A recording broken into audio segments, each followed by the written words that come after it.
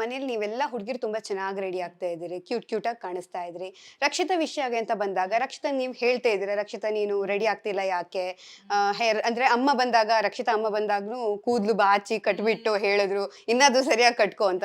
So ಆವಾಗ ನೀವು ಮನೇಲಿ ಇರೋವಾಗ ನೀವು ಅವಳನ್ನ ನೋಡ್ತಿದ್ರಿ, ಆವಾಗ ನೀವು ಹೇಳ್ತಿರ್ಲಿಲ್ವಾ ಅಥವಾ ಹೇಗಿತ್ತು ಅಲ್ಲಿ ಸಿಚುವೇಶನ್ ಅಂತ? ಅವ್ರು ರೆಡಿ ಆಗ್ತಾನೆ ಇರ್ಲಿಲ್ವಾ ಹಿಂಗೆ?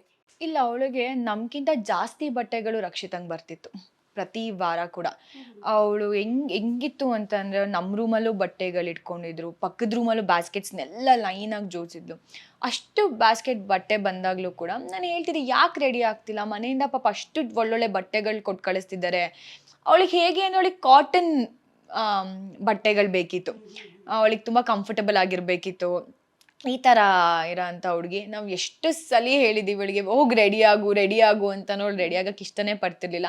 ಅಮ್ಮ ಬಂದು ಹೋಗಾದ್ಮೇಲೆ ಅವಳು ರೆಡಿ ಆಗ್ತಿದ್ದಾಳೆ. ನಾನು ಒಂದಿಷ್ಟು ಬಟ್ಟೆಗಳಿದೆ, 20 ಡೇಸಲ್ಲಿ ಎಲ್ಲ ಬಟ್ಟೆಗಳು ಹಾಕೊಂಡು ಮುಗಿಸ್ಬೇಕು ಅಂದ್ಕೊಂಡು ದಿನಕ್ಕೆ 4 ಬಟ್ಟೆ ಹಾಕೊಳಕ್ಕೆ ಸ್ಟಾರ್ಟ್ ಮಾಡೋದು. ಬೆಳಗ್ಗೆ ಒಂದು, ಮಧ್ಯಾಹ್ನ ಒಂದು, ಒಂದೊಂದ್ಸಲಿ ನೈಟ್ ಮಲ್ಕೋಬೇಕಾದ್ರೆ ಚೆನ್ನಾಗಿರೋ ಬಟ್ಟೆ ಹಾಕೊಂಡು ಮಲ್ಕೋತಿದ್ವಿ. ನಾವು ಕೇಳ್ತಿದ್ವಿ ಯಾಕೆ ಈ ಥರ ಅಂತ.